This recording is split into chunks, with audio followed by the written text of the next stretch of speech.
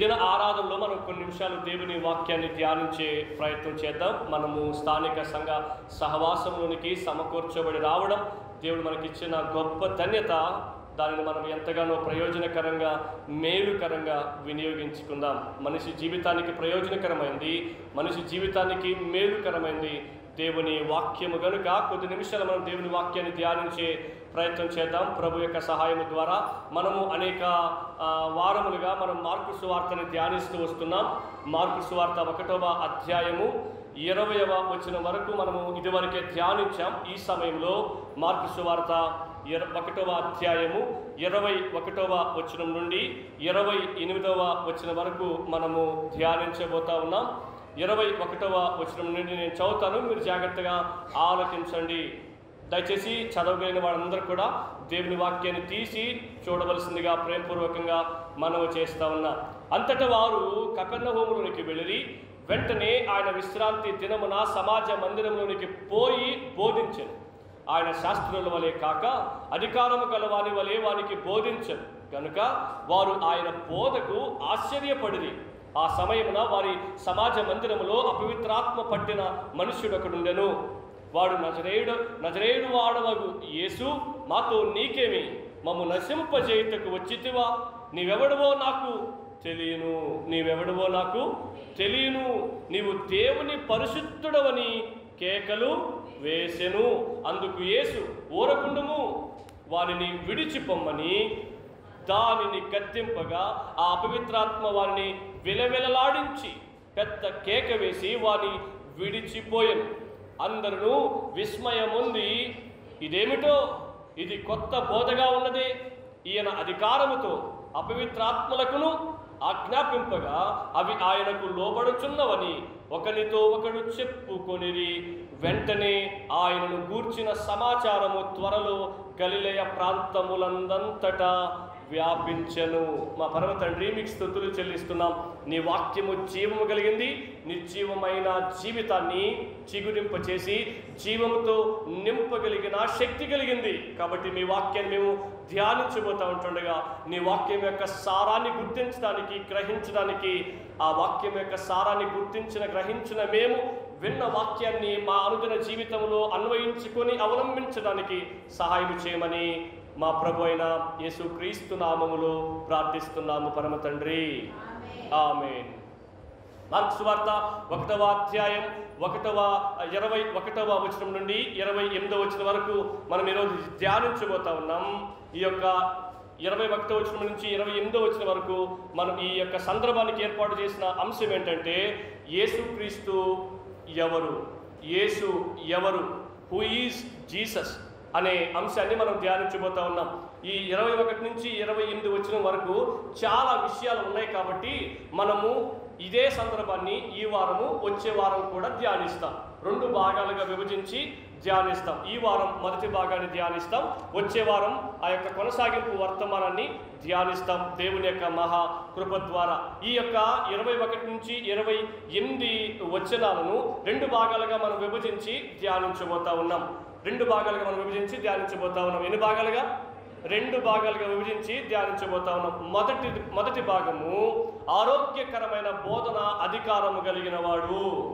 ఆరోగ్యకరమైన బోధన అధికారము కలిగిన వాడు అంటే అర్థం ఏంటంటే, దేవుడు వాక్యాన్ని బోధిస్తాడు, అధికారముతో బోధిస్తాడు. దేవుడు తన వాక్యాన్ని ఎలా బోధిస్తాడంటే, రిక్వెస్ట్ చేయడు, బతిమాలుకోడు, బుజ్జగించడు, నచ్చజెప్పడు. అర్థమవుతుందా? ఆయన చేసే బోధ ఎలా ఉంటుందంటే అధికారంతో కూడుకున్నదై ఉంటుంది అని మనము 21వ వచనం 22వ వచనంలో నేర్చుకుంటాం. 21, 22వ వచనంలో నేర్చుకుంటాం. 23 నుండి 28వ వచనం వరకు పెద్ద భాగము 23 నుండి 28వ వచనం వరకు అపవిత్రాత్మలపై కూడా అధికారం కలిగిన వాడు అని నేర్చుకుంటాం. అర్థమవుతుందా? మొదటిది ఆరోగ్యకరమైన బోధన. ఏ బోధ? ఆరోగ్యకరమైన బోధ చేసే అధికారము కలిగిన దేవుడు అని నేర్చుకుంటాం. రెండోది అపవిత్రాత్మలపై కూడా అధికారము కలిగిన దేవుడని మనము నేర్చుకునబోతా ఉన్నాం. ఈరోజు ఈ మొదటి విషయాన్ని మాత్రమే చూస్తాం. రెండో విషయం అదేంటంటే, అపవిత్రాత్మలపై అధికారం కలిగిన దేవుడు అన్న మాటని వచ్చే వారం చూస్తాం. ఈ వారంలో మాత్రం ఆరోగ్యకరమైన బోధ చేసే అధికారము కలిగిన దేవుడు యేసుక్రీస్తు అని మనం నేర్చుకొనబోతా ఉన్నాం. నేను కొన్ని పరిచయ మాటలని ఈ యొక్క సందర్భంలో తెలియజేసి ఆరోగ్యకరమైన బోధ చేసే అధికారం కలిగిన దేవుడు అని మీకు తెలియపరిచే ప్రయత్నం చేస్తాను. నేటి సమాజంలో యేసుక్రీస్తు ఎవరు అన్న అంశంలో విషయంలో చాలా అభిప్రాయాలు ఉన్నాయి. రకరకాల అభిప్రాయాలు, భిన్న అభిప్రాయాలు ఉన్నాయి.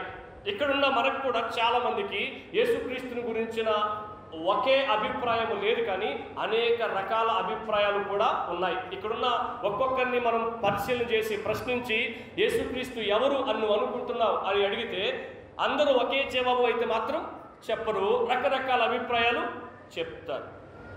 సమాజం కూడా యేసుక్రీస్తు గురించి రకరకాల అభిప్రాయాలను వ్యక్తపరిచింది. గుర్తుపెట్టుకోండి, ఈ ప్రశ్న చాలా ప్రాముఖ్యమైన ప్రశ్న. యేసుక్రీస్తు ఎవరని మనం అనుకుంటున్నాం అనే ప్రశ్న చాలా ప్రాముఖ్యమైన ప్రశ్న. ఈ ప్రాముఖ్యమైన ప్రశ్నకు సరైన జవాబు, ఏ జవాబు అయితే మనం తెలుసుకుంటామో దాన్ని బట్టి మన నిత్యత్వం ఆధారపడి ఉంది. గుర్తుపెట్టుకోండి, మన నిత్యత్వం ఆధారపడి ఉంది. యేసు ఎవరని మనం అనుకుంటున్నాం అనే దాని మీద మనము నిత్యము ఎక్కడ ఉండబోతున్నాం అనే విషయం ఆధారపడి ఉంది. అయితే సమాజం ఏమనుకుంటుందంటే ఆయన ఒక మంచి బోధకుడు అనుకుంటుంది, ఆయన ఒక నీతిమంతుడు అని అనుకుంటుంది, నమ్మిన సిద్ధాంతం కోసం మరణించిన వాడు అని అనుకుంటుంది. తను ఎవరో గుర్తించక తన గురించి ఎక్కువగా ఊహించుకొని ప్రాణాలు కోల్పోయిన వ్యక్తి అని చెప్తుంది. ఇవన్నీ యేసుక్రీస్తు గురించిన భిన్న అభిప్రాయాలు. ఇంకొంతమంది ఏం భావిస్తారంటే ఆయన అమెరికా దేవుడు అని అంటారు. రకరకాల అభిప్రాయాలు వ్యక్తపరుస్తూ ఉన్నారు. గుర్తుపెట్టుకోండి, భారతదేశానికి క్రీస్తు శకం 52వ సంవత్సరంలో సువార్త వచ్చింది. అప్పటికి అమెరికా కూడా కనుగొనబడలేదు. 15వ శతాబ్దంలో అనగా క్రీస్తు శకం 1500 సంవత్సరంలో అమెరికా సుమారు కనుగొనబడింది నికోలస్ కొలంబస్ అనే వ్యక్తి ద్వారా. 1500 సంవత్సరాల క్రితమే భారతదేశానికి సువార్త వచ్చింది. మరి ఆయన అమెరికా దేవుడు ఎట్లయ్యాడో చెప్తున్న వాళ్ళు జవాబు చెప్పాలి. అయితే మనకు కూడా చాలా భిన్న అభిప్రాయాలు ఉన్నాయి ఆయన ఎవరు అనే విషయంలో. అయితే మార్కు ఆయన గురించి ఏమనుకుంటున్నాడు, ఈ మార్కు సువార్త రాసిన జాన్ మార్క్ అనే వ్యక్తి ఈ యేసుక్రీస్తుని గురించి ఏమనుకుంటున్నాడు అనేవి ఇక్కడ మనం కొన్ని విషయాల్ని చూస్తాం. మనం ఇదివరకే 20వ వచనం వరకు ధ్యానించాం. వాటిని నేను మరలా మీకు గుర్తు చేస్తాను. అందులో యేసు ఎవరని వాళ్ళు భావించారు, ఆ మార్కు రాశాడు, మనం చూస్తాం. 2వ వచనం నుంచి 8వ వచనం వరకు యేసు ఒక రాజుగా అక్కడ మనకు కనబడుతూ ఉన్నాడు. మార్గాన్ని సిద్ధపరిచే దేవుని దూత అయిన యోహాను వచ్చి రాజు యొక్క మార్గాన్ని సరళం చేసినట్లుగా మనం అక్కడ చూస్తాం. 9వ వచనం నుంచి 11వ వచనం వరకు రాజుకి పట్టాభిషేకం చేయబడినట్లుగా మనం చూస్తాం. దేవుడే అందుకు సాక్షి, పరలోకమే అందుకు సాక్ష్యం, దేవాది దేవుడే ఎంతో సంతోషించినట్లుగా మనం చూస్తూ ఉన్నాం. అంత మాత్రమే కాదు, 12, 13 వచనాల్లో కూడా ఆయన తన ప్రధాన శత్రువు అయిన సాతాను యొక్క సోదరులని తన బలహీనతలో జయించిన వాడుగా మనం చూస్తూ ఉన్నాం. తన ప్రధాన శత్రువు అయిన సాతానుని తన బలహీనతల్లో జయించిన వాడుగా మనం చూస్తూ ఉన్నాం. యేసుక్రీస్తు ప్రభు గురించి మార్కు ఇలా పరిచయం చేస్తూ ఉన్నాడు. అలాగే 14, 15 వచనాల్లో కూడా మనం చూస్తే రాజు తన రాజ్యం గురించి ప్రకటిస్తున్నాడు అన్నట్లుగా మనం గమనించవచ్చు. యేసుక్రీస్తు ప్రభు ప్రకటన చేస్తున్నాడు కదా, దేవుని రాజ్యము సమీపించింది అన్నాడు. రాజు తన రాజ్యం గురించి ప్రకటిస్తున్నట్లుగా మనం చూస్తాం. ఏ రాజునైతే వాళ్ళు నమ్మారో ఆ రాజుని వెంబడిస్తున్నట్లుగా 16వ వచనం నుండి 20వ వచనం వరకు చూస్తాం. శిష్యులు ఆయనను వెంబడించినట్లుగా మనము చూస్తాం. మార్కు యేసుక్రీస్తుని గురించి ఇటువంటి అవగాహన కలిగి ఉన్నాడు. సమయాన్ని బట్టి నేను ఇంకొన్ని విషయాలు కూడా యేసు ఎవరు అనే విషయాలు నేను మీకు సమయ సందర్భంలో గుర్తు చేసే ప్రయత్నం చేస్తాను. ఈ 21వ వచనంలో నుండి 28వ వచనం వరకు మనం చూస్తే 2 స్పందనలు కనిపిస్తున్నట్లుగా మనం చూస్తాం. ఒకటి చూసారా మీరు, ఇద్దరు స్పందించినట్లుగా గమనిస్తాం మనం. ఎవరు స్పందించారు? దయ్యాలు స్పందించాయి. రెండోది మనుషులు స్పందించారు. దెయ్యాలేమో అదిరిపడ్డాయి, మనుషులేమో ఆశ్చర్యపడ్డారు. దెయ్యాలేమయ్యాయి? అదిరిపడ్డాయి. మనుషులేమో ఆశ్చర్యపడ్డారు. దయ్యాలకి ఆయన ఎవరో బాగా అర్థమైంది, కానీ మనుషులకు మాత్రం ఆయన ఎవరో ఇంకా స్పష్టంగా అర్థం కావట్లేదు. మార్కు సువార్త 8వ అధ్యాయం 17వ వచనంలో కూడా మనం ఈ మాటలు చూస్తాం.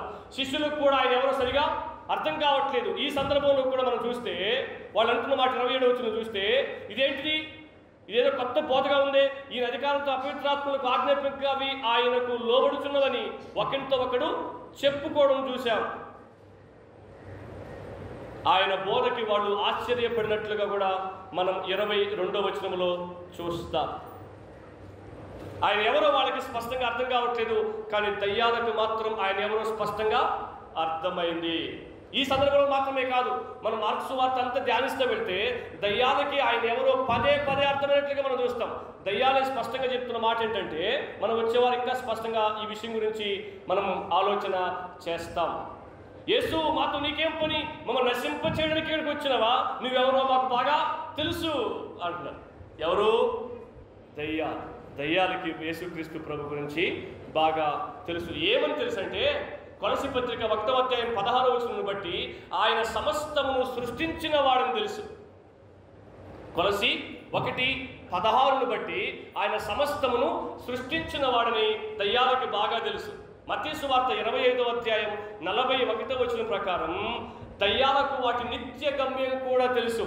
అందుకని దయ్యాలు ఏమని తెలుసా, మమ్మల్ని నశింప చేయడానికి వచ్చావా అని అడుగుతా ఉన్నాయి. నువ్వెవరో మాకు బాగా తెలుసు, నీవు దేవుని పరిశుద్ధుడవు అనేట. ఎవరు? దయ్యాలు. కానీ మనుషులు ఈయనెవరో అనుకుంటున్నారు. నువ్వు దేవుని పరిశుద్ధుడవు అని దయ్యాలు సాక్ష్యం ఇస్తున్నట్లుగా మనం చూస్తాం. దయ్యాలకు వాటి యొక్క నిత్య గమ్యము తెలుసు. దేవుడు ఎవరో, ఆయన ఎవరో వాటికి స్పష్టంగా తెలిసినా కానీ వాటి నిత్య గమ్యం మాత్రం మారదు. దయ్యం యొక్క గమ్యం నరకమే. దయ్యాలు అదిరిపోయినంత మాత్రాన, దయ్యాలకి ఆయన ఎవరో తెలిసినంత మాత్రాన దయ్యాలకు రక్షణ పొందే అవకాశం లేదు. దయ్యాలు రక్షించబడతాయా? మారుమనసు పొందుతాయా? ప్రభువా మమ్మల్ని క్షమించు, మమ్మల్ని నశింప చేయకుండా, మమ్మల్ని శిక్షించకుండా, నరకానికి పంపించకుండా మమ్మల్ని విడిపించు అని చెప్పగలుగుతాయా? చెప్పలేవు. చెప్పినా వాటికి రక్షణ పొందే అవకాశం లేదు. కానీ మనుషులకు మాత్రం రక్షణ పొందే అవకాశం ఉంది. మనుషులు ఆశ్చర్యపడుతున్నారు, కానీ రక్షణ పొందడానికి ఇష్టపడట్లేదు. రక్షణ పొందడానికి మనుషులు ఇష్టపడట్లేదు అని మనం చూడొచ్చు. దయ్యాలకు రక్షణ పొందే అవకాశం లేదు. ఆయన ఎవరో దయ్యాలకి తెలిసినా కానీ దయ్యాలు రక్షణ పొందే అవకాశం లేదు. ఆయన ఎవరో మనుషులకు తెలిసినా కానీ రక్షణ పొందడానికి మనుషులు ఇష్టపడట్లేదు. సో దీన్ని బట్టి మనం ఏం గుర్తు చేసుకోవాలా? ఆయన ఎవరో తెలిసినంత మాత్రాన మనిషి రక్షింపబడడు, వాళ్ళ యొక్క నిత్య గమ్యము మార్చబడదు. ఆయన ఎవరో తెలుసుకొని ఆయన యందు విశ్వాసము ఉంచడం ద్వారా, ఆయన సన్నిధిలో పాపము నిమిత్తమై పశ్చాత్తాపడి రక్షించమని ప్రాధేయపడడం ద్వారా ఒక వ్యక్తి నిత్య గమ్యము మార్చబడుతుంది అని మనం గుర్తుపెట్టుకోవాలి. చాలా సందర్భాల్లో ఆయన చేసిన ఆశ్చర్య కార్యాలను చూసి విని ప్రజలు ఆశ్చర్యపడతారు, కానీ అమ్మో, యేసుప్రభు చాలా గొప్ప దేవుడు, యేసుప్రభు చాలా శక్తి కలిగిన దేవుడు, యేసుప్రభు ఎన్నో గొప్ప కార్యాలు ఏ మనుషుడు, ఏ దేవుడిగా పిలువబడుతున్న వారు చేయలేరు అని ఆశ్చర్యపడిన మనుషులు మాత్రం ఆయన యందు విశ్వాసం ఉంచి ఆయనను రక్షకుడిగా అంగీకరించరు. మరి తెలుసుకుని ఏం సాధించడం? తెలుసుకుని ఏం ప్రయోజనం? ఆయన గొప్ప దేవుడే, మంచిదే. ఆయన ఆశ్చర్య కార్యాలు చేయగలిగిన దేవుడే, మంచిదే. ఆయన చాలా శక్తి కలిగిన దేవుడు, మంచిదే. అయితే ఆయన అంత గొప్ప దేవుడిని తెలుసుకొని ఆయన విశ్వాసం ఉంచి ఆయనను రక్షకుడిగా అంగీకరించినంత మాత్రాన ఏం ప్రయోజనం అనేది మనం తెలుసుకోవాలి, నేర్చుకోవాలి. ప్రకటన గ్రంథం 20వ అధ్యాయం 10వ వచనం నుంచి 15వ వచనం వరకు చూస్తే, ఆశ్చర్య కార్యాలను చూసి నమ్మకపోతే ఒక వ్యక్తి నరకానికి వెళ్తాడు అని మనం నేర్చుకోవచ్చు. భూమి మీద 4 రకాల విశ్వాసాలు ఉన్నాయి. ఎన్ని విశ్వాసాలు? 4 రకాల విశ్వాసాలు ఉన్నాయి. నమ్మకపోతే మనం శిక్షించబడతాం, నరకానికి వెళ్తాం అని చూసాం కదా. మరి భూమి మీద ఎన్ని రకాల విశ్వాసాలు ఉన్నాయో మనం చూడొచ్చు. మొదటిది సూచక క్రియల యందు విశ్వాసం. ఆయన ఏం చేశాడో దానిని చూసి నమ్మడం. చాలామంది యేసు ప్రభు రోగాన్ని నయం చేసిన తర్వాత నమ్ముతారు, రోగాన్ని నయం చేయకముందు నమ్మరు. ఏదో అద్భుతం చేస్తేనే నమ్ముతారు, ఏదో ఆశ్చర్యకార్యం జరిగిస్తేనే నమ్ముతారు. ఏం చేయకపోతే ఆయనను నమ్మడం సాధ్యం కాదు, కుదరదు. ఈ విశ్వాసం ఏంటంటే సూచక క్రియల యందు ఉంచే విశ్వాసం. అది ఎక్కువ కాలం ఉండదు. ఆశ్చర్యకార్యాలు దేవుడు చేస్తూ ఉంటేనే, అంటే అవసరాలు తీరుస్తూ ఉంటేనే, పని చేస్తూ ఉంటేనే దేవుడు, లేకపోతే ఒక్కసారి పని చేయడం ఆపాడనుకో దేవుడు కాదు. అది ఆ విశ్వాసం. రెండోది ఇంకొక విశ్వాసం ఏంటంటే తాత్కాలికమైన విశ్వాసం, ఇన్స్టెంట్ బిలీఫ్ అంటారు. తాత్కాలిక విశ్వాసం ఏంటంటే మనం ఒక్కసారి ఈ విత్తువాని ఉపవారం నేర్చుకుంటూ రాత్రి నీళ్ళలో పడిన విత్తనం గురించి నేర్చుకున్నాం. ఏం నేర్చుకున్నాం? విత్తనం ఏమో నాటబడింది, మొలకెత్తుతుంది, కానీ వేరు లోతు లేనందున మొలకెత్తింది, కానీ సాయంత్రానికి ఎండిపోయింది.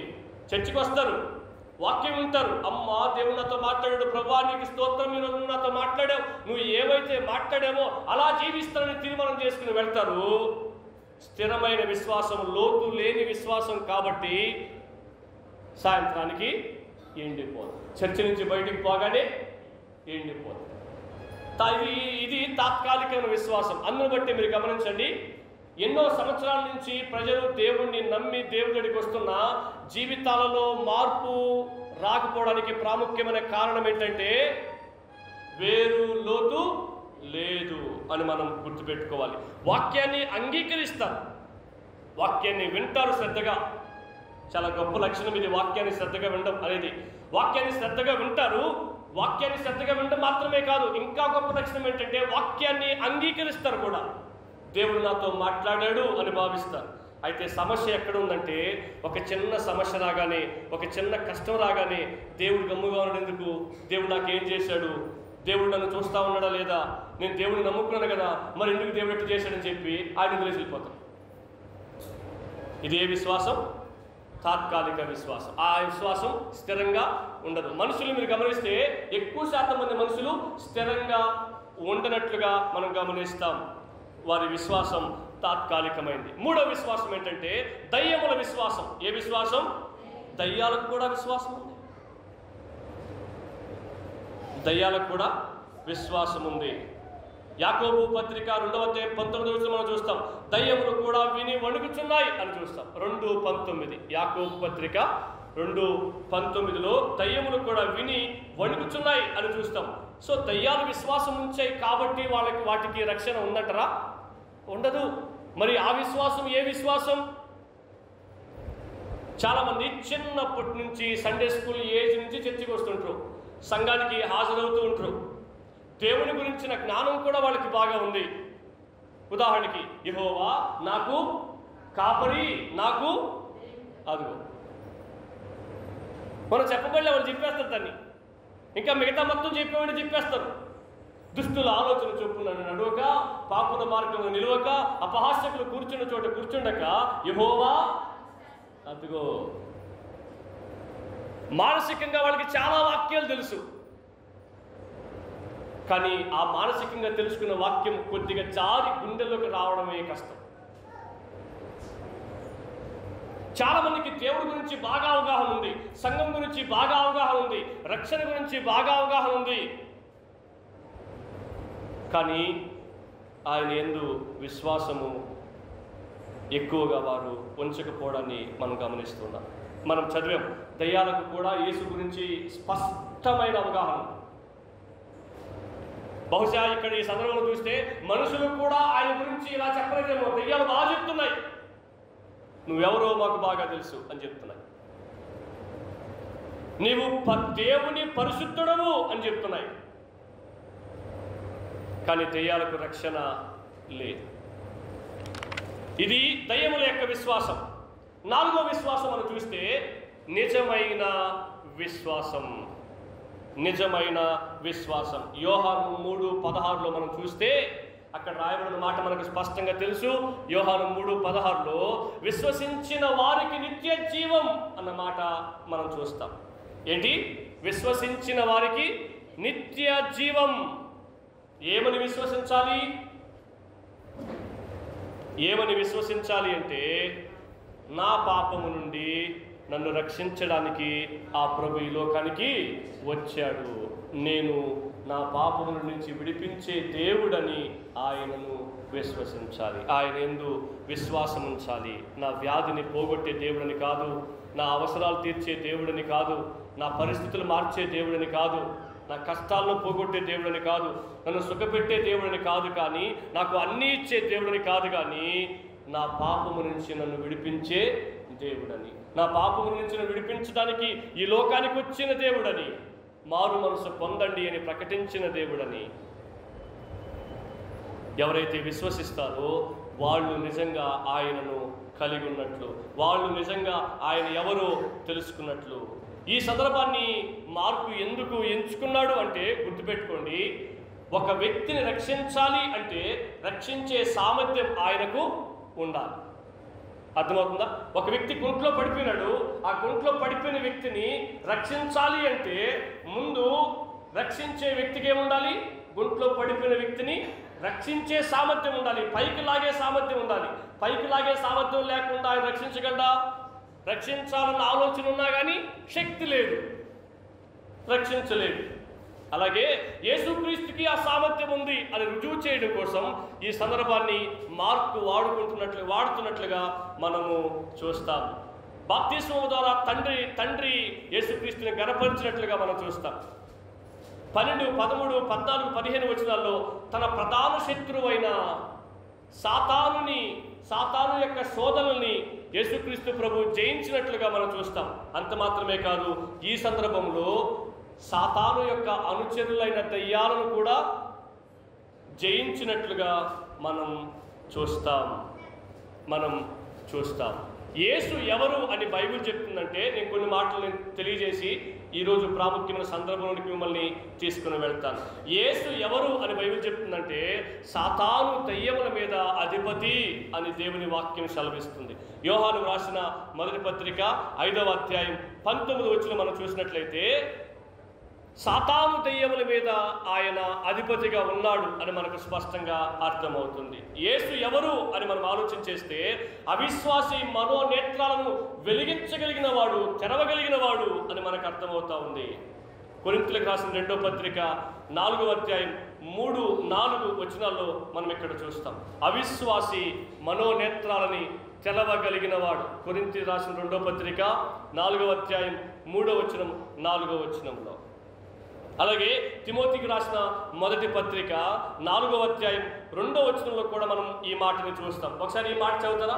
తిమోతికి రాసిన మొదటి పత్రిక 4వ అధ్యాయం 2వ వచనం త్వరగా చదవండి. ఏ ఆత్మ? వేషధారణ వలన మోసపరుచు ఆత్మ. ఏ ఆత్మ? మోసపరుచు ఆత్మ. అండర్లైన్ చేసుకోండి ఈ మాట. ఏ బోధ? దయ్యముల బోధ. దయ్యముల బోధ యందును లక్ష్యముంచి విశ్వాసి భ్రష్టులగుదురని ఆత్మ తేటగా చెప్పుచున్నాడు. విశ్వాస భ్రష్టులగుదురని ఆత్మ తేటగా చెప్తా ఉన్నాడు. నేను కొంతమంది విశ్వాసుల్ని గమనిస్తూ ఉంటా. ఏంటి తెలుసా? తాము మోసపోయే మాటలే ఎక్కువ నమ్ముతారు, భ్రమపరిచే మాటలే ఎక్కువ నమ్ముతారు. గొర్రె కషాయం వాడిని నమ్మినట్టు ముంచేసే వాళ్ళ మాటలే ఎక్కువ నమ్ముతారు. మునిగిపోతున్నావు అని ప్రస్తుతం తెలియదు. గొర్రెకి తెలుసా నన్ను తాడు కట్టుకొని నా ఈజీగా తీసుకుపోయి నన్ను చంపేయబోతున్నాడు అని తెలుసా గొర్రెకి? కాబట్టి వెళ్ళింది. ఇక్కడ రాయబడిన మాటలను చూస్తే దయ్యములు కూడా బోధ చేస్తాయి. అది ఏ బోధ తెలుసా? అబద్ధ బోధ. దేవుడు కాని దేవుడిని పరిచయం చేస్తాయి. ఒరిజినల్ ఎక్కడ ఉంటుందో డూప్లికేట్ కూడా అక్కడే ఉంటుంది. నిజం ఎక్కడ ఉంటుందో అబద్ధం కూడా అక్కడే ఉంటుంది. సత్య బోధ ఎక్కడ ఉంటుందో అబద్ధ బోధ కూడా అక్కడే ఉంటుంది. అంటే దేవుని సంఘములో, చర్చిలో దేవుని బోధ నిజమైన బోధ ఉంటుంది, లోకములో అబద్ధ బోధ ఉంటుంది అని చెప్పడానికిలే. ఎక్కడైతే నిజమైన బోధ ఉంటుందో అక్కడే అబద్ధ బోధ కూడా ఏమంటుందని తారసపడతా ఉంటుంది. దాన్ని ఏమంటుందని కదులుతూ ఉంటుంది, ఇంకెక్కడెక్కడో ఉండదు. ఒరిజినల్ నోట్ల మధ్యలోనే డూప్లికేట్ నోటు కూడా ఉన్నట్లుగా సత్యబోధ మధ్యలోనే, సంఘముల మధ్యలోనే అబద్ధ బోధ కూడా ఉంటుంది. ఇది ఏ బోధ అనేది నువ్వు వాక్యాన్ని పరిశీలించి తెలుసుకోవలసిన అవసరత నీకెంతైనా ఉంది. విశ్వాస భ్రష్టులు కాకుండా ఉండాలి అంటే దయ్యముల బోధ యందు నువ్వు లక్ష్యము ఉంచకూడదు అని జ్ఞాపకం చేసుకోవాలి. ఎవరైతే యేసు నందు విశ్వాసం ఉంచుతారో, ఎవరైతే యేసయ్య వాక్యాన్ని జాగ్రత్తగా పరిశీలించి నేర్చుకుంటారో వారి యొక్క నేత్రాలను తెరిచేవాడు ఆయన అని మనం గుర్తుపెట్టుకోవాలి. ఎప్పుడు మనం స్పష్టంగా చూడగలం? కళ్ళు తెరిచినప్పుడు. కళ్ళు మూసుకోపోయినప్పుడు ఏమీ తెలియదు, ఏమీ కనపడదు. అందుకనే చాలామంది ఏం చేస్తున్నారో తెలియదు. ఎందుకట్లా జరిగింది అంటే వారి యొక్క కన్నులు మూసివేయబడ్డాయి, దయ్యముల బోధకు అవకాశం ఇస్తూ ఉన్నారు. ఒకరోజు విశ్వాస భ్రష్టులయ్యే ప్రమాదం ఉంది అనేది మనం నేర్చుకోవచ్చు. మరి యేసుక్రీస్తు ప్రభు ఎవరు అంటే మూయబడిన మనోనేత్రాలను తెరవగలిగిన వాడు, సత్య బోధ యందు నడిపించగలిగిన వాడు. కన్నులు తెరవబడితే ఏది నిజం, ఏది అబద్ధం అని ఈజీగా అర్థమవుద్ది, ఏది సురక్షితం, ఏది ప్రమాదం అని ఈజీగా అర్థమవుద్ది, ఏది మేలు, ఏది కీడు అని ఈజీగా అర్థమవుద్ది, ఏది న్యాయం, ఏది అన్యాయం, ఏది వాస్తవం, ఏది అవాస్తవం అని ఈజీగా తెలుసుకోగలరు. కన్నులు మూయబడి ఉంటే ఏది న్యాయమో, ఏది అన్యాయమో, ఏది నిజమో, ఏది అబద్ధమో దేనిని పరిశీలించి తెలుసుకోలేరు. కళ్ళు మూసుకొని ఏం చేయగలం ఒకసారి చెప్పండి. టక్కని కళ్ళు మూసుకొని ఏం చేయగలం? ఒకటి చెప్పండి, ఏం చేయగలం? కనీసం లేచి నిలబడి ఒక్క అడుగు వేయడానికి కూడా సాధ్యం కాదు. ఎందుకని? అడుగేసినప్పుడు ఏముందో అక్కడ, పాముందో, లేకపోతే పురుగుందో, లేకపోతే గుంటుందో, లేకపోతే నిప్పుందో, కత్తుందో, ఏముందో. కన్నులు మూయబడి ఉన్నప్పుడు ఏది తెలుసుకోలేము. కన్నులు తెరవబడిన తర్వాతే మనము ఏది నిజం, ఏది అబద్ధం అనేది తెలుసుకోగలం. మీరు గమనించండి, చాలామంది విశ్వాసులను మనం గమనిస్తే చాలా సంవత్సరాలు కన్నులు మూయబడి ఉంటాయి. ఏదో ఒక సందర్భంలో దేవుడు అనుభవపూర్వకంగా నేర్పించుంటాడు. అప్పుడు కన్నులు తెరవబడిన తర్వాత అయ్యో నేను ఎంత నష్టపోయాను, అయ్యో నేను ఎంత పెద్ద తప్పు చేశాను, అయ్యో నేను ఎంత అవిధేయుడను, ఆ రోజే నేను ఈ మాట విని ఉంటే బాగుండేది అని ఎంతోమంది పశ్చాత్తాపడుతున్న వారిని మనం కళ్ళారా చూడొచ్చు. ఎందుకు అంటే ఆ రోజు వారి యొక్క కన్నులు మూయబడ్డాయి.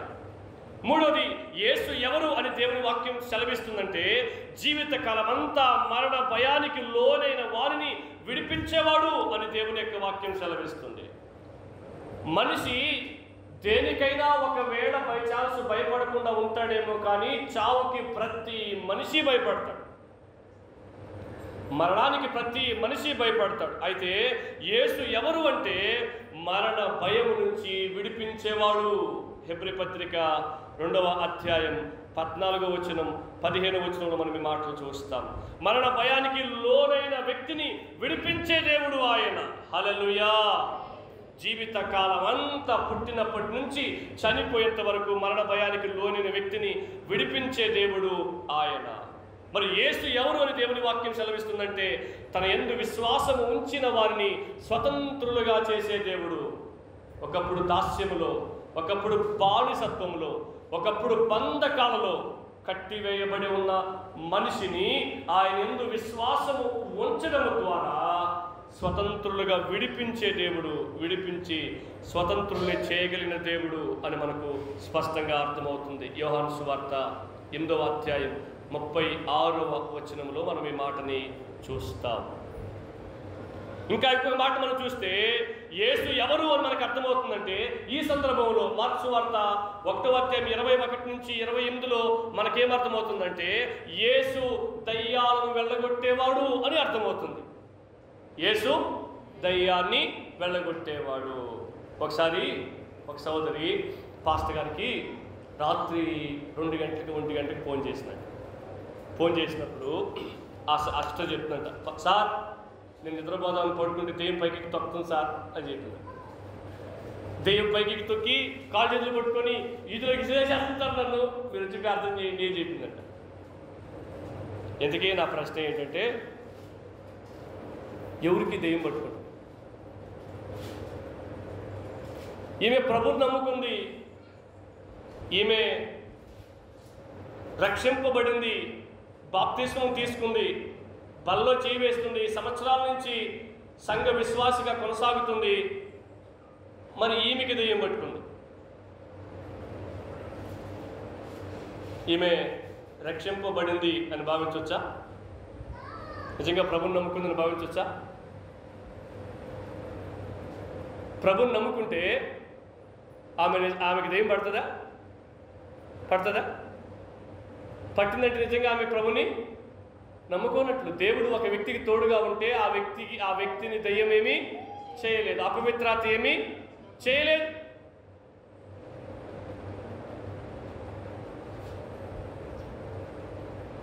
చాలామంది ఇక్కడ కూడా మనం చూస్తాం. ఈ సందర్భంలో ఆ దయ్యాలు యేసుక్రీస్తు ప్రభువుని అటాక్ చేసినట్టుగా లేవు, అవిశ్వాసిని అటాక్ చేసినట్టుగా మనం అక్కడ చూస్తాం.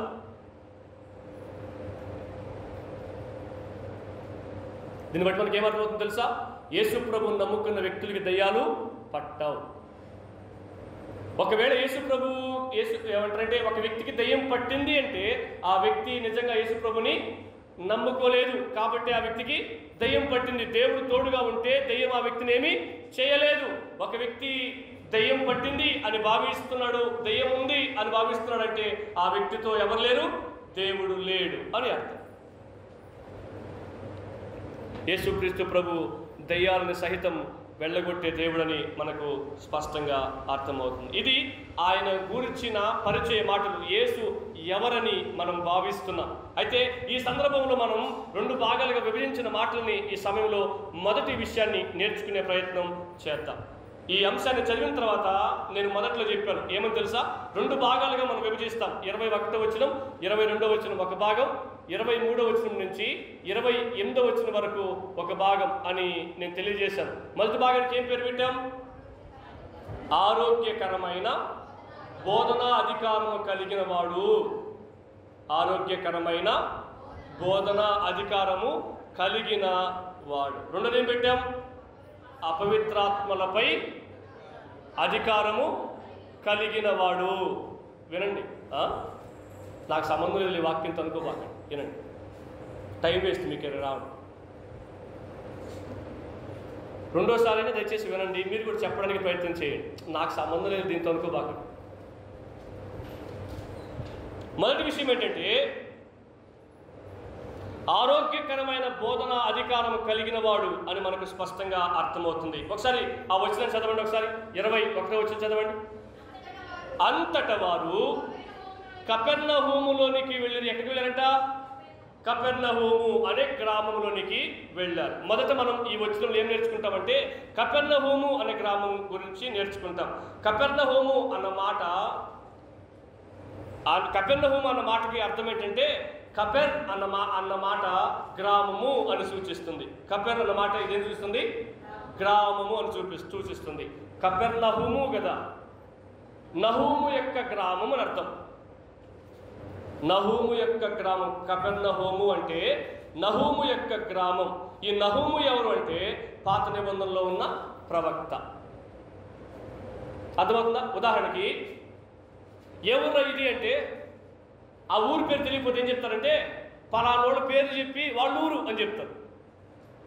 ఇప్పుడు దావీదు ఈ ఊరిలో ఉన్నాడు అనుకోండి, ఈ ఊరి పేరు తెలియదు, ఇది ఏ ఊరన్నా అంటే నీకు తెలుసు కదా దావీదు ఊరు అని చెప్తారు. అట్లాగా కపెర్నహూము అంటే నహూము ఉండే గ్రామం, నహూము యొక్క గ్రామం. కపెర్నా ప్లస్ నహూము, కపెర్నహూము. నహూము అన్న మాటకు అర్థం ఏంటంటే దయగలిగిన వాడు అని అర్థం. దయగలిగిన వాడు అని అర్థం. ఇప్పుడు కపెర్నహూము అన్న మాటకు అర్థం ఏంటంటే దయగలిగిన గ్రామం అని అర్థం. దయగలిగిన గ్రామం అని అర్థం. కొన్ని గ్రామాలకు పేర్లు ఉంటాయి కదా, ఎప్పుడు ఆ గ్రామం తనుకుంటూనే ఉంటారు అని చెప్తారు. తనుకునేవాడు గ్రామం. కానీ ఈ కపెర్నహూము అన్న మాటకు అర్థం ఏంటంటే దయగలిగిన గ్రామం. మన గ్రామానికి కూడా ఈ పేరు వస్తే ఎంత బాగుంటుంది, దయ కలిగిన గ్రామం అని అర్థం. ఈ గ్రామం గలిలయ సముద్ర తీరానికి ఉత్తర దిక్కున ఉంటుంది. ఈ కపెర్నహూము అనే గ్రామం.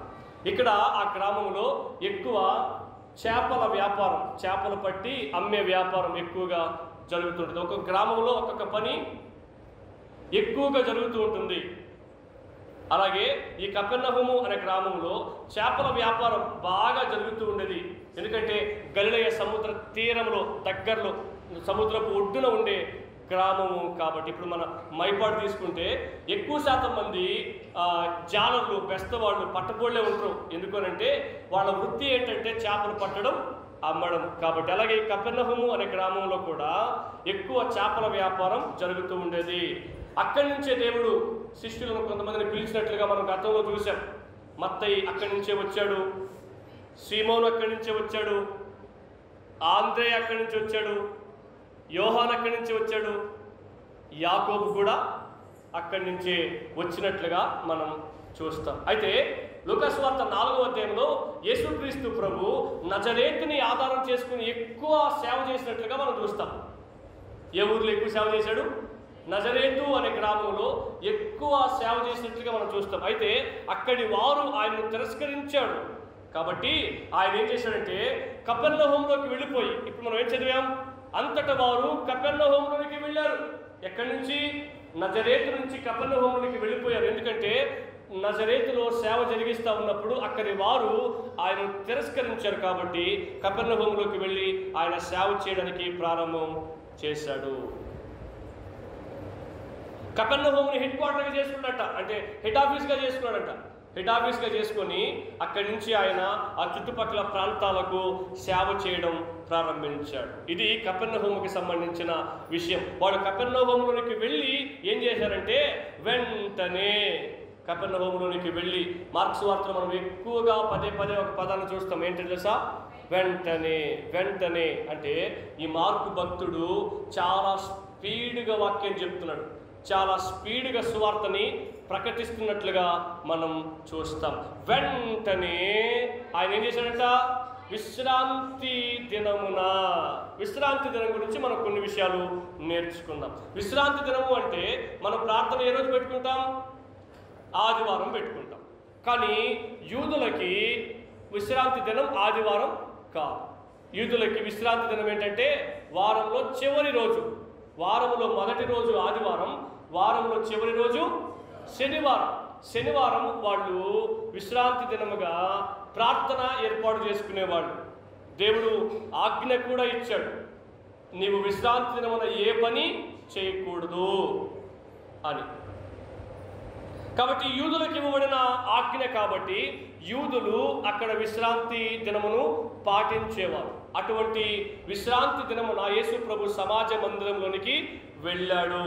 యేసు ప్రభు విశ్రాంతి దినాన్ని పాటించినట్లుగా మనం ఇక్కడ చూస్తాం. ఎందుకు యేసు ప్రభు విశ్రాంతి దినాన్ని పాటించాడు? నేటికి కూడా విశ్రాంతి దినాన్ని పాటించే వాళ్ళు కూడా ఉన్నారు. శనివారం ప్రార్థన పెట్టుకునే వాళ్ళు కూడా ఉన్నారు. దేవుడు ఆజ్ఞ ఇచ్చాడు శనివారం ప్రార్థన పెట్టమని, ఆదివారం పెట్టమని చెప్పలేదు అని భావించే వాళ్ళు ఉన్నారు. ధర్మశాస్త్రాన్ని వెంబడించేవారు ఒకవేళ ఉన్నట్లయితే ధర్మశాస్త్రాన్ని వెంబడించడం సాధ్యం కాదని వాళ్ళు గుర్తించాలి. ధర్మశాస్త్రాన్ని పాటించడం ఏ మనిషికి కూడా సాధ్యం కాదు. అందుకని యేసుక్రీస్తు ప్రభు ఈ భూమి మీదకి శరీరాన్ని ధరించి వచ్చి ధర్మశాస్త్రాన్ని నెరవేర్చి ఆయన యందు విశ్వాసం ఉంచిన వారికి నీతిని అనుగ్రహించడానికి దేవుడు విశ్రాంతి దినాన్ని పాటించాడు. మరలా నేను మీకు తెలియజేస్తాను చూడండి.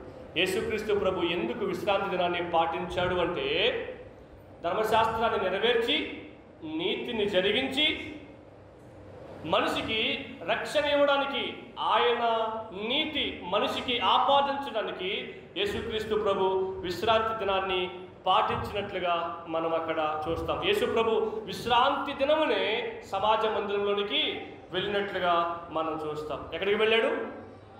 సమాజ మందిరంలోనికి వెళ్ళాడు.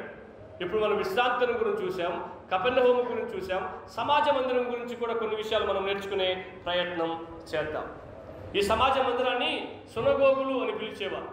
సునగోగ్ అని పిలిచేవారు. సునగోగ్ అన్న మాటకు అర్థం ఏంటంటే అసెంబ్లీ అని అర్థం. రాజకీయ నాయకులు కూడుకునే అసెంబ్లీ కాదు, మీటింగ్ హాల్ అని అర్థం, మీటింగ్ ప్లేస్ అని అర్థం. మనుషులు కూడుకునే స్థలం, మనుషులు కూడుకునే స్థలం. సునగోగ్ సమాజ మందిరం అంటే అర్థం.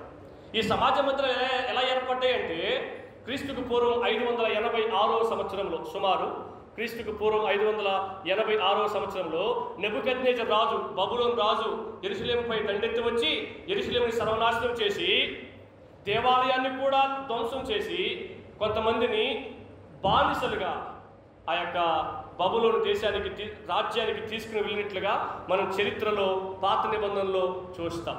అక్కడికి వెళ్ళిన తర్వాత వీళ్ళు యెరూషలేము దేవాలయములో కూడుకోవడానికి అవకాశం లేదు కాబట్టి వాళ్ళు యెరూషలేములో లేరు. ఒకవేళ వాళ్ళు యెరూషలేములో ఉన్న యెరూషలేములో దేవాలయం కూడా లేదు. ఎందుకంటే బబులోను రాజు వచ్చి అంతా ధ్వంసం చేశాడు కాబట్టి. వాళ్ళు పరాయి దేశంలో, బబులోను దేశం ఉన్నారు కాబట్టి వాళ్ళు అక్కడ కూడుకోవడానికి వాళ్ళు ఏం చేశారంటే సమాజ మందిరముగా ఒక బిల్డింగ్ని ఏర్పాటు చేసుకోవడం జరిగింది. వాళ్ళు ఆ బబులోను దేశంలో వాళ్ళు ఈ యొక్క పాత నిబంధనలో బలులు అర్పించడానికి ఒక ప్రార్థన స్థలాన్ని, సమాజ మందిరాన్ని వాళ్ళందరూ కలిసి కూడుకోవడానికి ఒక స్థలాన్ని ఏర్పాటు చేసినట్లుగా మనం చూస్తాం. దాన్ని సమాజ మందిరం అని పిలిచేవారు. వాళ్ళు మరలా యెరూషలేముకు వచ్చిన తర్వాత కూడా అదే పద్ధతిని పాటించారు, సమాజ మందిరాన్ని ఏర్పాటు చేసుకోవడం. యెరూషలేములోనే చాలా సమాజ మందిరాలు ఉన్నాయట. ఒక్క యెరూషలేములోనే ఎన్నో సమాజ మందిరాలు ఉన్నాయట. వాళ్ళు ఆ సమాజ మందిరంలో ఏం చేసేవాళ్ళంటే ఒక పెద్దని ఏర్పాటు చేసుకునేవాళ్ళు. సమాజ మందిరంలో ఒక పెద్దని ఏర్పాటు చేసుకొని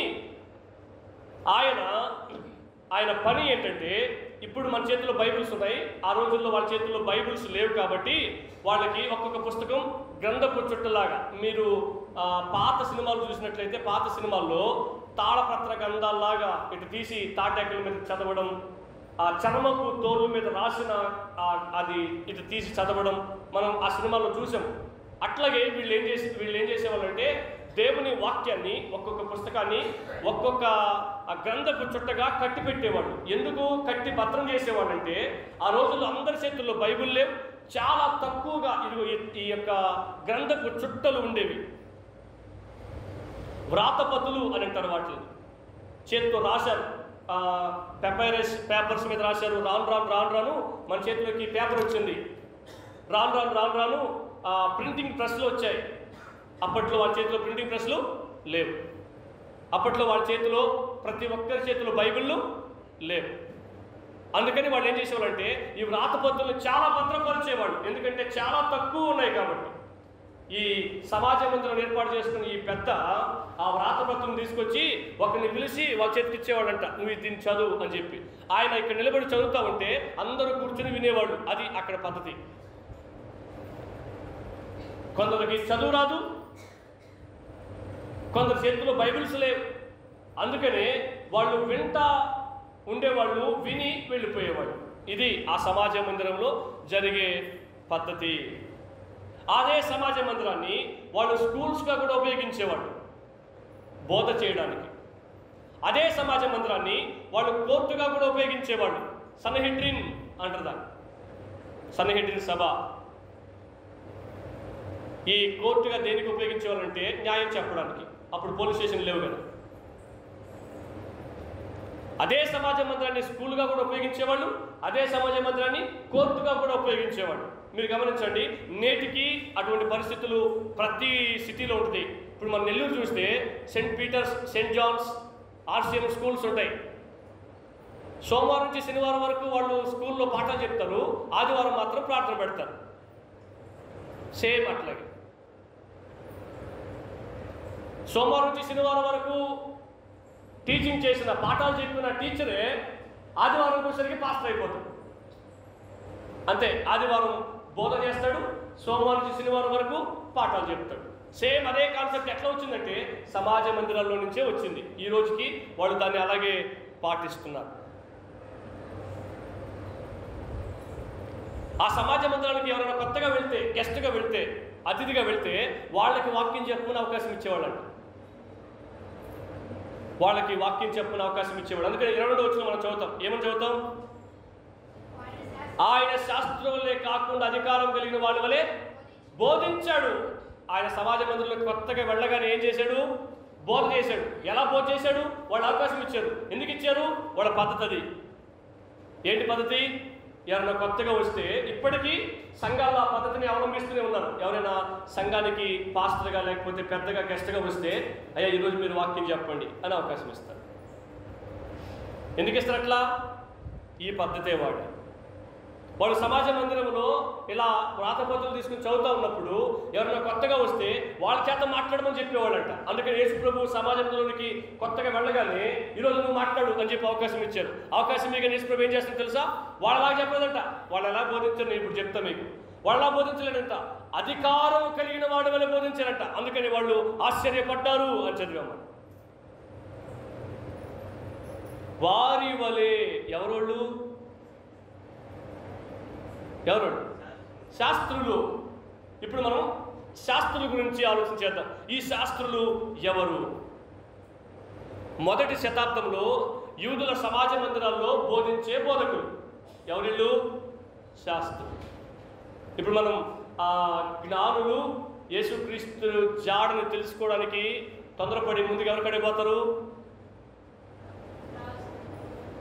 హేరోదు రాజు కడిగిపోతారు. హేరోదు రాజు కాడికి పోయగానే ఏమంటారు?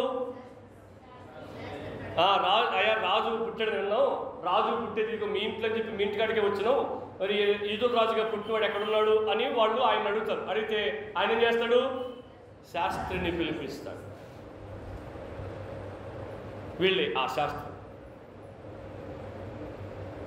వీళ్ళు ఎజ్రా వారసులు చెప్పుకునేవాడు. ఎజ్రా ఎవరు? శాస్త్రి. ఎజ్రా ఒక పుస్తకాన్ని కూడా రచించినట్లుగా మనం ఎజ్రా గ్రంథాన్ని చూస్తాం. ఎజ్రా గ్రంథం 7వ అధ్యాయం 10వ వచనంలో ఏం రాయబడిందంటే వాళ్ళు వాక్యాన్ని నేర్చుకుని, వాక్యాన్ని పాటించి, వాక్యాన్ని బోధించేవారు. ఈ మూడు విషయాలు ఆ వచనంలో ఉన్నాయి.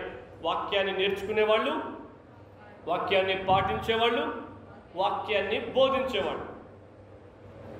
వీళ్ళు కూడా, మేము కూడా ఎజ్రా వారసులు అని చెప్పుకొని వీళ్ళు ఏం చేస్తారంటే వాక్యాన్ని నేర్చుకుంటూ, వాక్యాన్ని పాటిస్తున్నామని భావిస్తూ, వాక్యాన్ని బోధించేవాడు. వీళ్ళు ప్రారంభంలో మొదటి శతాబ్దంలో ఉన్నారు కదా ఈ శాస్త్రులు. వీళ్ళు ప్రారంభంలో ఆ వ్రాతపత్రుల్లో ఉన్న వాక్యాన్ని మాత్రమే చదివేవాళ్ళంట. మంచిదే అనుకున్నాం. రాను రాను ఏమైపోయిందంటే ఈ శాస్త్రులు కాస్త బైబిల్ కామెంటరీస్, మీకు ఇక్కడ ఈ పుస్తకాలు కనపడవు, వ్యాఖ్యాన పుస్తకాలు ఉంటాయి. దత్తలో పుస్తకాలు, ఒక మంచి పాస్టర్ గారు రాసిన వ్యాఖ్యాన పుస్తకం, ఈ పాస్టర్ గారు రాసిన వ్యాఖ్యాన పుస్తకం, వాక్యాన్ని ప్రసంగం సిద్ధపరచుకునేటప్పుడు ఈ వ్యాఖ్యానాలు రెఫర్ చేస్తాం పాస్టర్స్. ఇలా వీళ్ళు ఏం చేసేవాళ్ళంటే బైబిల్ గురించి చెప్పడం మానేసి వ్యాఖ్యానాలు బోధించడం స్టార్ట్ చేశారంట. వ్యాఖ్యానాలు బోధించడం స్టార్ట్ చేసేసరికి అందుకు యేసు ప్రభు ఏమని రాసింది తెలుసు? అక్కడ శాస్త్రుల వలె వ్యాఖ్యానాలు బోధించే వాళ్ళుగా కాకుండా అధికారము కలిగిన వాళ్ళ వలె వాక్యాన్ని బోధించేసరికి వాళ్ళు ఆయన వాక్యానికి ఆశ్చర్యపడ్డారు. అరే ఈయనకి ఇంత వాక్యం ఎట్లా తెలుసు? ఈయన మా వలె శాస్త్రి కూడా కాదు కదా, మరి ఈయన ఇంత మేము కూడా అంత అధికారికంగా ప్రకటన చేయట్లే, ఆయన చెప్తున్నాడు అని చెప్పేవాళ్ళమి, కానీ ఈయన డైరెక్ట్గా మాట్లాడేస్తున్నాడు, నేనే ఆయన్ని అధికారంతో మాట్లాడుతుండేనని చెప్పి వాళ్ళు ఆశ్చర్యపడినట్లుగా మనం దేవుని వాక్యంలో చూస్తూ ఉన్నాం. వీళ్ళంత మాత్రమే కాదు, ఆ వ్యాఖ్యానాలు బోధించడం మాత్రమే కాదు, ప్రతి మాటని వాళ్ళు ఆధ్యాత్మిక ఏమంటే స్పిరిచువలైజ్ చేసేవాళ్ళంట. ఆధ్యాత్మికతను తీసుకొచ్చేవాళ్ళు. ఉదాహరణకి మీరు గమనించండి, నేను కొన్ని ఉదాహరణలు మీకు తెలియజేస్తాను. నేను నిజమైన ద్రాక్షావల్లి అన్నాడు అనుకోండి, ఆయన ద్రాక్ష చెట్టుతో పోల్చుకున్నాడు కాబట్టి ద్రాక్ష చెట్టు చాలా ప్రత్యేకమైందని చెప్పి ద్రాక్ష చెట్టును కూడా ఆధ్యాత్మికమయం చేస్తారు. నేను గొర్రెలకు మంచి కాపరిని అనుకోండి, గొర్రెల్ని ఆధ్యాత్మికత చేస్తాను. ఇలాగే ఆధ్యాత్మికంగా ఒక పాస్టర్ గారు బోధిస్తూ ఉంటాడంట. ఆ రోజు వాళ్ళ ప్రసంగ అంశం ఏంటంటే ఎరుకో గోడల్ని కూల్చుట. ఏ ప్రసంగం? ఎరుకో గోడల్ని కూల్చుట.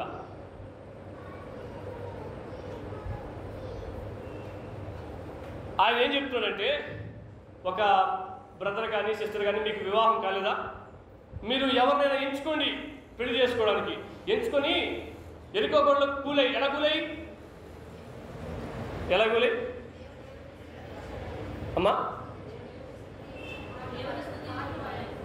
అమ్మా పాటలు పాడా. ఇంకా ప్రతిరోజు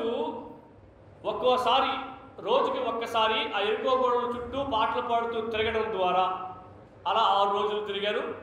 7వ రోజు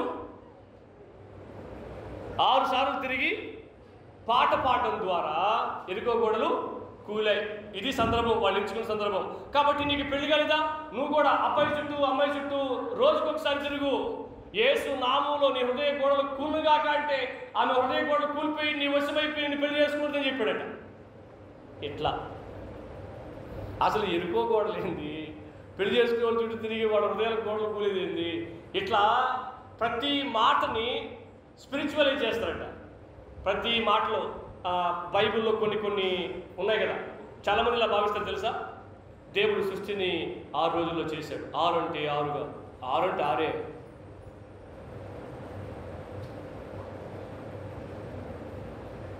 6 అంటే ఇంకేది ప్రత్యేకత లేదు. 6లో ఏ ప్రభావం లేదు, 6లో ఏ శక్తి లేదు. అంకెలను కూడా దేవుడికి అంటగట్టే వాళ్ళు ఉన్నారు. ఇది ఆధ్యాత్మికత చేయడం అంటే. ప్రతి దాన్ని ఆధ్యాత్మికత చేయడం. దేవుడు కర్చీపుని వాడాడు. కర్చీపు అంటే కర్చీపు కాదు, కర్చీపు అంటే కర్చీపే, ఇంకేముందా? దేవుడి చేతిలో కర్ర అంటే కర్రే, ఇంకేం కాదు. అది కర్ర అంటే కర్ర కాదు. అది మామూలు కర్ర అనుకుంటున్నావా? అది మన ఇండియాలో దొరకదు, అది అక్కడే దొరుకుతుంది. ఎందుకు? అక్కడ ప్రత్యేకం. ఎందుకు ప్రత్యేకం అంటే అక్కడ నేలలు వేరు, మన భారతదేశం నేలలు వేరు. ఇంక చూసుకో, గెలిపింది కర్ర కాడి నుంచి నేలకాడికి, నేలకాడి నుంచి భారతదేశానికి, ఇతర దేశాలకి ఎట్టు వెళ్ళిపోద్దో ప్రసంగం. అంటే నేను ఏం చెప్తాను తెలుసా, కట్టబడి ఉన్న గాడిదను విప్పి తీసుకురమ్మన్నాడు కదా. గాడిదంటే గాడిద కాదు, గాడిదంటే గాడిదే.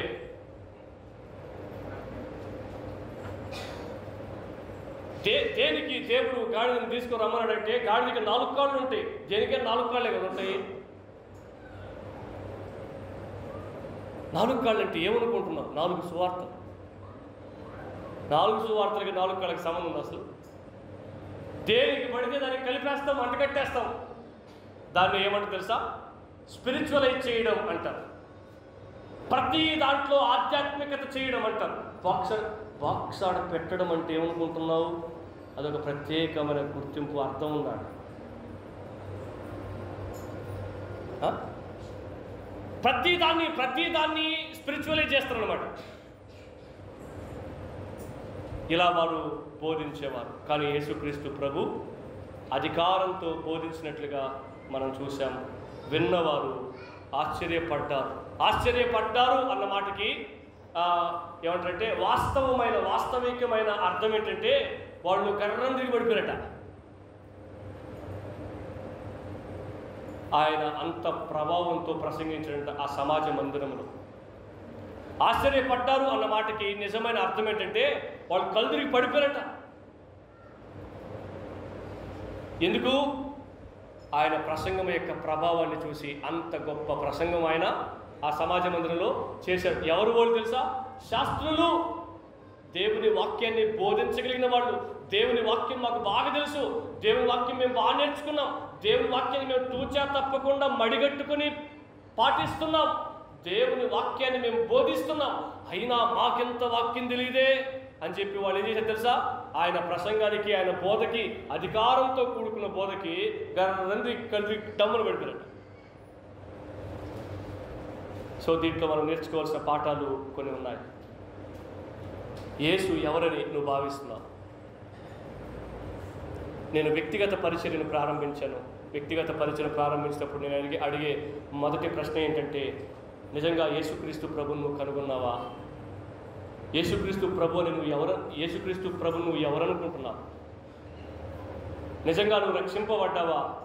రక్షింపబడ్డావు అనడానికి రుజువేంటి అని నేను కొన్ని ప్రశ్నలను వాళ్ళ ముందు పెడుతూ ఉంటా. చాలామంది వితండవాదం చేస్తారు. నేను మారకపోతే 3 సంవత్సరాలు చర్చకి వస్తున్నా? నువ్వు జీవితాంతం చర్చకి వచ్చిన నువ్వు మారకపోతే క్రైస్తవుడు ఎలా అవుతావు?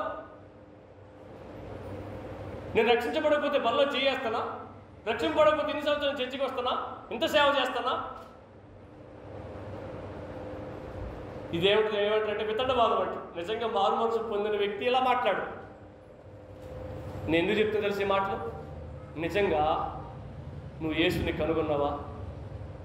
నిజంగా నువ్వు యేసు ఎవరో గుర్తించావా? ఆయన ఎవరో నీకు అర్థమైతే నువ్వు ఇప్పటికే ఎంతో ఆత్మీయ పరుడుగా జీవిస్తావు. రక్షింపబడిన వ్యక్తుల జాబితాలు చేర్చబడతావు. అనేకులకు మాదిరికరమైన జీవితాన్ని జీవిస్తావు. హల్లెలూయా. యేసు ఎవరో నువ్వు గుర్తించావా? యేసు ఎవరో నువ్వు గ్రహించావా? అంత మాత్రమే కాదు, సత్యవాక్యాన్ని బోధించే బోధను నువ్వు అనుసరిస్తున్నావా? లేకపోతే దయ్యాల బోధను, భ్రమపరిచే బోధను, భ్రష్టత్వంలోనికి తీసుకుని వెళ్ళే బోధను నువ్వు అనుసరిస్తున్నావా? ఒకసారి మిమ్మల్ని మీరు పరిశీలన చేసుకోండి. నిజమైన వాక్యం అధికారంతో ప్రకటింపబడుతుంది. అబద్ధమైన వాక్యం బొజ్జగింపులతో ఉంటుంది, బతిమాలుకోవడంతో ఉంటుంది, నచ్చజెప్పుకోవడం ఉంటుంది, గోజారు కూడా ఉంటుంది. నువ్వు లేకపోతే చర్చ లేదమ్మా అని చెప్పినట్టు ఉంటుంది. నువ్వు రాకపోతే సేవ జరగదమ్మా అన్నట్టు. నువ్వు ఉంటేనే చర్చి, నువ్వు ఆడికి వెళ్ళిపోతే ఈ చర్చి తడలేసుకోవాల్సి వస్తమ్మా. నువ్వు లేకపోతే ఇక్కడ సేవ జరగదు. అది ఏ బోధ తెలుసా? దయ్యాల బోధ. మనుషులు రాబట్టుకునే బోధ దయ్యాల బోధ. అధికారంతో బోధించే బోధ నిజమైన బోధ. నువ్వు మారితేనే కుదురుతుంది. నువ్వు మార్పు చెందాల్సిందే. నువ్వు సరిచేసుకోవాల్సిందే. నీ ఇష్టానుసారంగా జీవించడానికి నీకు అవకాశం లేదు అని చెప్పేది నిజమైన బోధ. నీ ఇష్టం వచ్చినప్పుడు రావడం, నీ ఇష్టం వచ్చినప్పుడు పోవడం, పాట పాడకుండా ఉండడం, ప్రార్థన చేయకుండా ఉండడం. సంఘం అంటే ఒక క్రమం ఉంది. సంఘం అంటే ఒక పద్ధతి ఉంది. సంఘంలోకి హాజరవుతున్న నీవు ఖచ్చితంగా వాక్యానికి కట్టుబడి ఉండాలి, వాక్యానికి లోబడి ఉండాలి. ఇది ఏ బోధ తెలుసా? సత్యమైన బోధ. నీవునేమనంటే సురుక్కందంటే ఇప్పుడు చర్చికి వెళ్తుందేమో, కానుకలు పోతాయేమో, చర్చిలో జనాలు తగ్గిపోతారేమో అని చెప్పి నువ్వు ఎట్టయినా పో, ఎప్పుడైనా రా అని చెప్పి నువ్వు వదిలేసేది ఏ బోధ తెలుసా? దెయ్యాల బోధ. మోసపోతావు రోజు. మనిషిని పట్టించుకోకపోతే, మనిషిని జాగ్రత్త చేయకపోతే ఆ వ్యక్తి కష్టంగా పాడైపోతాడు. మనకు తెలిసిన విషయమే అది. సంఘంలో పెద్దలు నిన్ను పట్టించుకోకుండా నేను ఇష్టానుసారంగా వదిలేస్తే నువ్వు ఖచ్చితంగా దారి తప్పిపోతావు. దారి తప్పిపోతే ఒకరోజు ఖచ్చితంగా నువ్వు నష్టపోతావు. గద్దించడం, పట్టించుకోవడం, హెచ్చరించడం నీకు క్షేమం, నీకు మేలు. అది నిజమైన బోధ. నిన్ను వదిలేయడం అది నీకు నష్టం. నిన్ను పట్టించుకోకపోవడం అది నీకు నష్టం. అది అబద్ధ బోధ, అది దయ్యాల బోధ, మనుషుల్ని రాబట్టుకునే బోధ, కానుకలను ఆశించే బోధ. అది నీకు నష్టం. నువ్వు ఏమైపోయినా పర్వాలేదు, నువ్వు వచ్చే సందాలో కానుకేసి వెళ్ళిపోతే చాలు, అది నీకు నష్టం. అలా కాదు, నువ్వు సరిచేయబడాలి. నువ్వు ఇదివరకే చాలా సంవత్సరాలు దేవుణ్ణి నమ్ముకున్నావు, అయినా నీ జీవితంలో ఇప్పటికీ నాకు ప్రార్థన రాదని చెప్తున్నావు, ఇప్పటికీ నేను పాడలేదని చెప్తున్నావు, ఇప్పటికీ నువ్వు స్థాయికి సరిగా రావట్లేదు, ఇప్పటికీ నీ చేతిలో బైబుల్ లేదు, ఇప్పటికీ యేసుక్రీస్తుని గురించిన కనీస అవగాహన కూడా నీకు లేదు. ఎన్నో సంవత్సరాల నుంచి నేను నీ దేవుణ్ణి నమ్మేసుకున్నాను అని నువ్వు భావిస్తున్నావు. దయచేసి ఇప్పటి నుంచైనా ప్రార్థన నేర్చుకో. అది నీ జీవితానికి ఉపయోగపడిపోదు. ఇప్పటి నుంచైనా దేవుణ్ణి స్తుతించడం నేర్చుకో. ఎప్పటి నుంచైనా సంఘానికి సమయానికి హాజరుగా. అది నీ జీవితానికి ప్రయోజనకరమైన బోధ. నీ పాపపు జీవితాన్ని విడిచిపెట్టు, లోక ఆశలను చంపివేసుకో, దేవునికి లోబడు, వాక్యానికి లోబడు, సంఘానికి లోబడు అని చెప్పే బోధ వాక్యానుసారమైన బోధ. దెయ్యాల బోధ అంటే తెలుసా? నువ్వు ఎప్పుడైనా రావచ్చు, నీకే ఇబ్బందులే, నువ్వు ఎట్లాగైనా జీవించవచ్చు, నువ్వు బైబిల్ తేవచ్చు, తేకపోవచ్చు, చర్చిలోకి వచ్చి నిద్రపోవచ్చు, బైబిల్ తెచ్చినా తేకపోయినా, వాక్యాన్ని విన్నా వినకపోయినా ఏ ఇబ్బందులే, నువ్వు వచ్చేసి వెళ్ళిపోవచ్చా, నువ్వు ఒక పని చేసి పెడితే చాలు, సంఘంలో ఒక కార్యక్రమం అనుకుని డబ్బులు ఇచ్చేస్తే చాలు, ఆ రోజు నువ్వు రాకపోయినా పర్లే. ఏ బోధ తెలుసు? అది దెయ్యాల బోధ. నీకు ఏ బోధ కావాలని కోరుకుంటున్నావు? యేసు ఎవరు అని నువ్వు భావిస్తున్నావు? నిర్ణయం నీది. తలలు వంచు, ప్రార్థన చేసుకో. నీ కన్నులు విడిగించబడితే నువ్వు వాస్తవాన్ని చూస్తావు. నీ కన్నులు విడిగించబడకపోతే నువ్వు ఇంకా గుడ్డిగానే కొనసాగుతావు, సత్యాన్ని గ్రహించలేవు. ప్రార్థన చేసుకో.